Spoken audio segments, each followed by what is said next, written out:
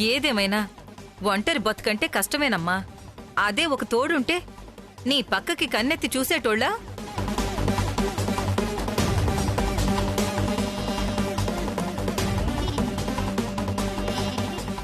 అందుకే ఏదన్నా మంచి తోడు దొరికితే కాదనకుండా చేసుకో.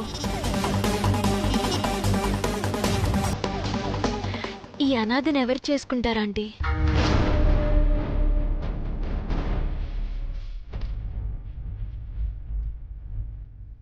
ఎందుకు చేసుకోరు? నీకేం తక్కువ? గొప్పింటి కోడలు అవుతావు.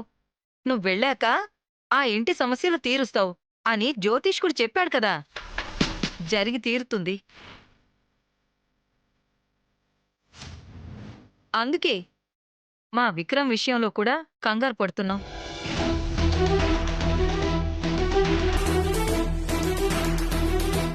ఎట్టాగైనా పౌర్ణమి లోపల మంచి పిల్లని చూసి పెండ్లి చేయాలా?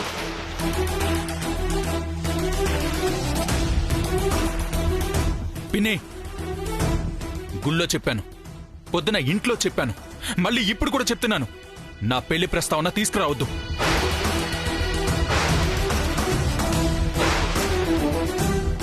ఇలా మాటలతో చెబితే వినదు బావగారు. ఏదో ఒకటి చెయ్యాలి. అట్టంటే ఎట్టా నాన్న? జ్యోతిష్కుడు చెప్పేది వినాలి కదా.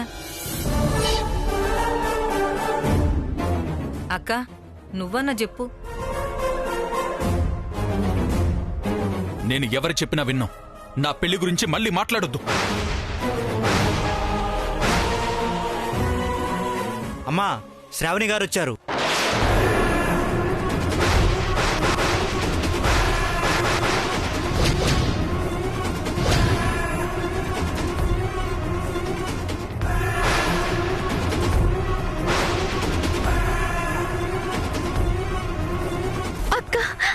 అక్కొచ్చిందా?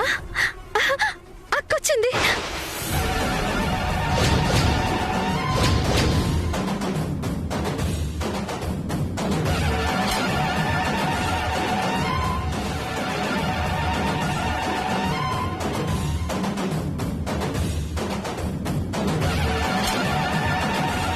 అక్క, నువ్వా?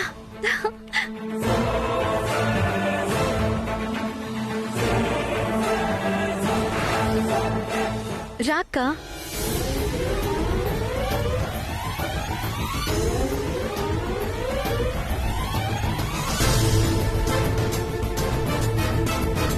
ఏంది? తిను నీ అక్క శ్రావణ? తన పేరు కూడా శ్రావణి. నాకు అక్క అవుతుంది. మా ఇంటి వంటలో పనిచేస్తుంది. అట్టా చెప్పు. ఆడు శ్రావణి అని చెప్పి నువ్వు అక్క అని పిలవగానే మీ అక్కిట్ట మారిపోయి వచ్చిందేమో అనుకున్నా.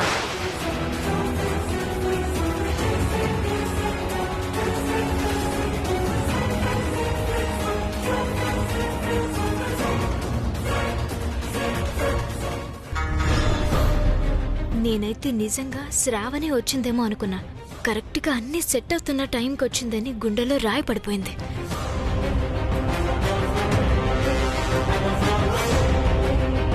ఏంటక్క ఈ టైంలో వచ్చావు? రేపు నా సీమంతం చెల్లి, నువ్వు తప్పకుండా రావాలి.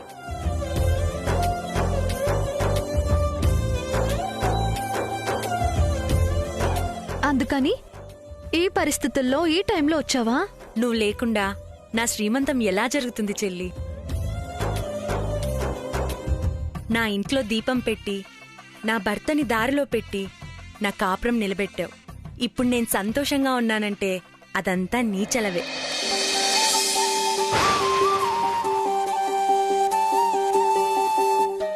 నేను చేసిందేముందక్క? నువ్వు కష్టపడ్డావు.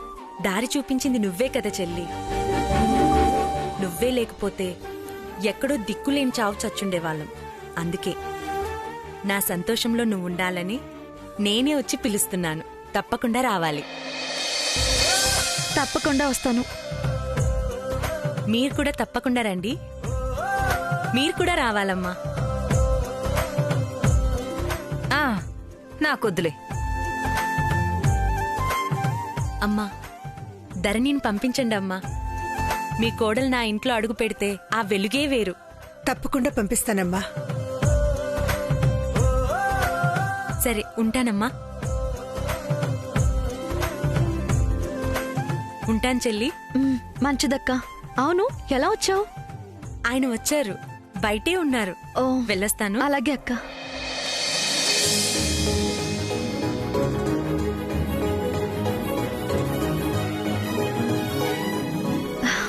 చాలా మంచిదత్తయ్య, బాగా కష్టపడుతుంది. ఇంటికొచ్చి పిలిచింది కదా, సీమంతానికి వెళ్ళొస్తాను. వెళ్ళిరామ్మా, కానీ ఏదైనా మంచి కానుక తీసుకువెళ్ళు. అలాగే అత్తయ్య. కానీ ఇప్పటికే ఆలస్యమైంది. ఏమైనా కొందాము అంటే షాప్స్ కూడా ఉండవు. పోనీ పొద్దున్నే కొందామంటే అంత పొద్దున్నే ఎవరు తెరవరు.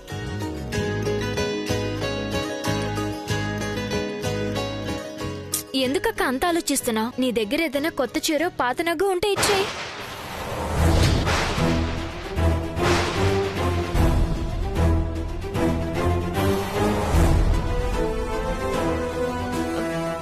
అయ్యో సారీ అండి, ఏదో చనువుతో చెప్పేశాను.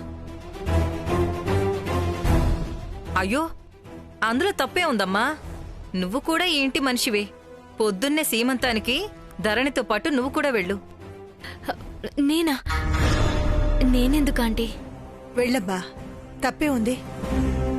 ధరణికి తోడుగా కూడా ఉంటావు.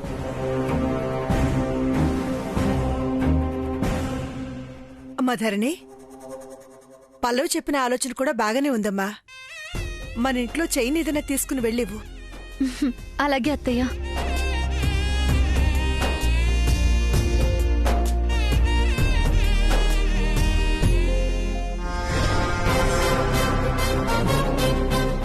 పదో పాతికో సేతులో పెట్టి రాకుండా బంగారపు గోలుసు ఇచ్చుడేంది? ఎట్టయితే కొండైనా కరిగిపోద్ది. దారిలో పెట్టాల్సిందే.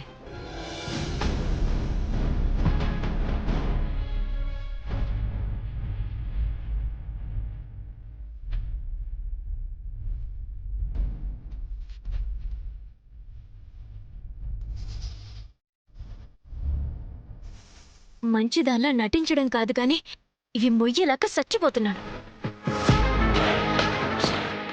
తొందరగా సెట్ చేయాలి.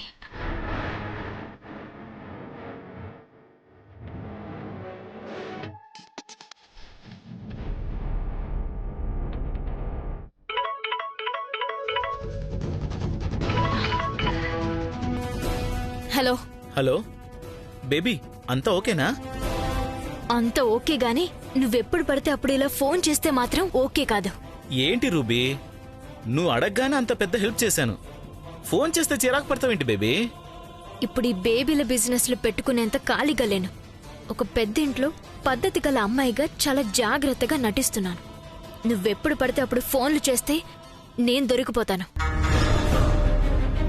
కాబట్టి అవసరమైనప్పుడు నేనే నీకు ఫోన్ చేస్తాను. నువ్వు మాత్రం ఫోన్ చేయకు, అర్థమైందా? Okay ruby, good night.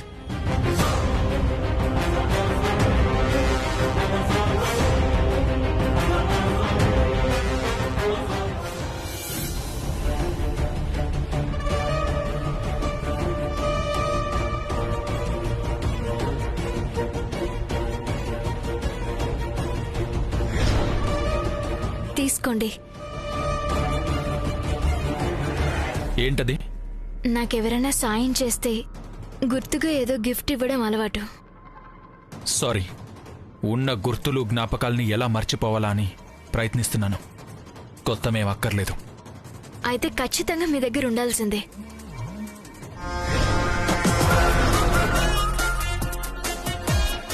మనిషితో అనుబంధం పెంచుకుంటే మనసుంటుంది.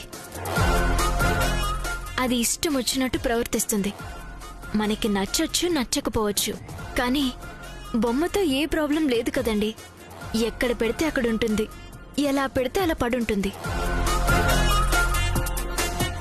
కాబట్టి ఇప్పుడు ఇది మీ దగ్గర ఉండడం చాలా అవసరం. తీసుకోండి.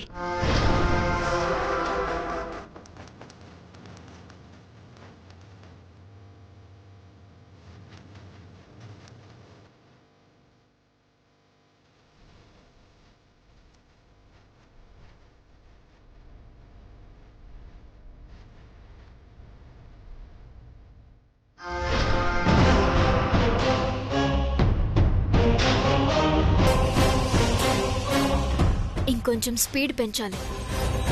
అసలే పెళ్ళం బతుకుందని అంటున్నారు. ఏ క్షణమన్నా రావచ్చు, ఏమైనా జరగచ్చు. అది రాకముందే నా మెడలో 3 ముళ్ళు పడిపోవాలి.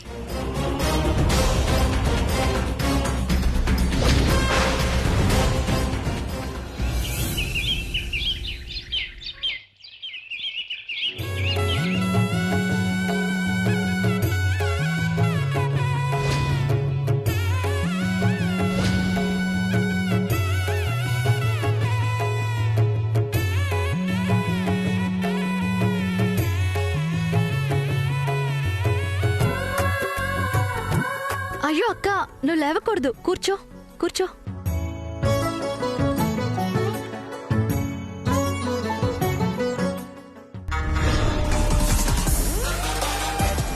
హ్యాపీగా బార్లో డ్రింక్ చేస్తూ డాన్స్ చేయాల్సిన టైంలో ఈ పసుపులు గంధాలేంట్రా బాబు. ఈ వాసనే పడట్లేదు అసలు. తొందరగా ఇక్కడి నుంచి బయటపడాలి.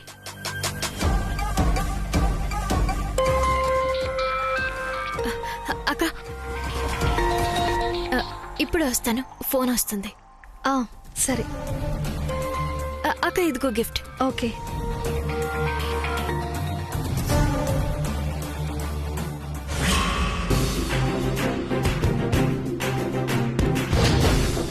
పాపం ధరణి, ఈ చైనే గిఫ్ట్గా ఇస్తున్నానని అనుకుంటోంది. కానీ ఈ చైన్ని తీసేసి అందులో హారం పెట్టానని తెలీదు. ఏంటి సంగం అలా చూస్తున్నావు? ఈ చిన్న చైన్ని తీసి అంత పెద్ద హారం ఇస్తే నా కొరిగేదేందా అని చూస్తున్నావా? అది మామూలు హారం కాదు, వంశపారంపర్యంగా వస్తున్న హారం. తరతరాలుగా దేవుని పూజలో అలంకరించే హారం. నీ పెళ్ళాన్ని చూసి మురిసిపోయింది చాలు.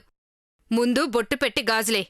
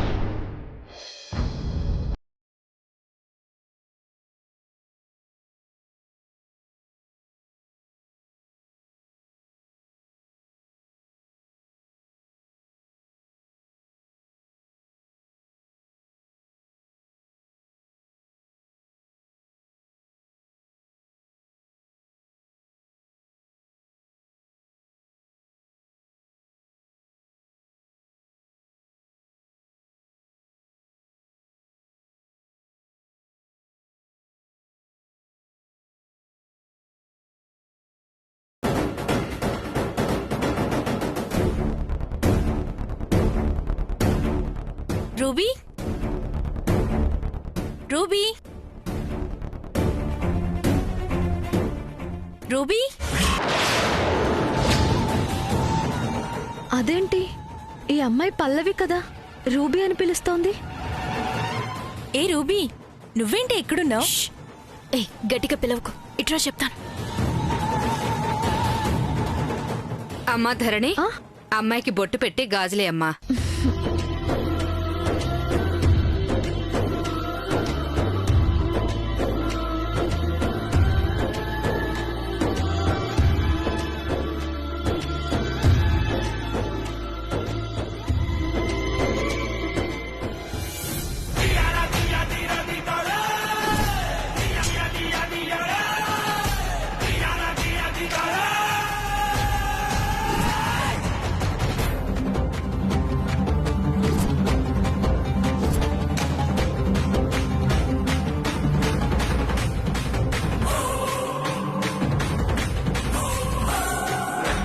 అది మ్యాటర్.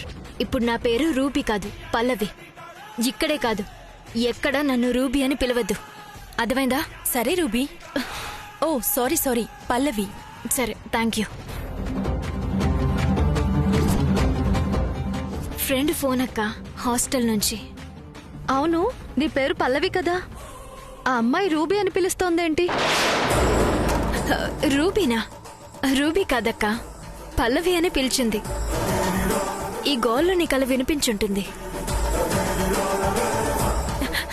అక్క, ఎంతకీ గిఫ్ట్ ఇచ్చావా? ఓ, ఇస్తాను. అక్క, తీసుకో. అయ్యో ఎందుకు ధరణి ఇవన్నీ? చెల్లెలు అని నోరారా పిలిచావు, నేను అక్క అనుకునే ఇస్తున్నాను, తీసుకో. అభిమానంతో ఇస్తుంటే కాదంటావేంటమ్మా? ఇలా ఇవ్వు.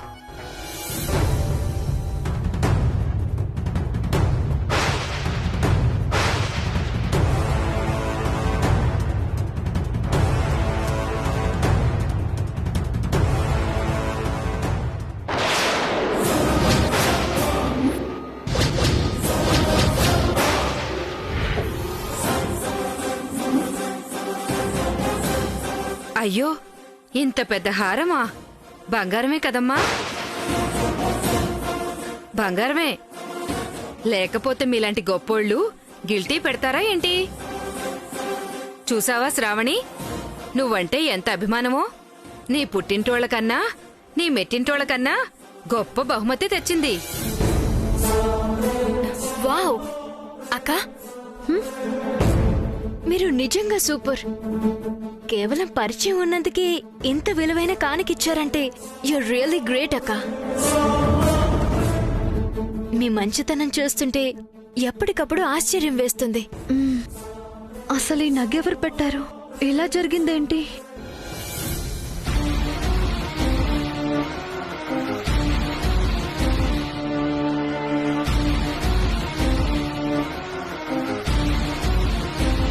ఈ పాటికి ఆహారం చూసి ధరణి కళ్ళు బైర్లు కమ్ముంటాయి సంగం. చెయ్యినుండాల్సిన స్థానంలోకి హారం ఎలా వచ్చిందా అని పిచ్చెక్కి జుట్టు పీక్కునుంటుంది.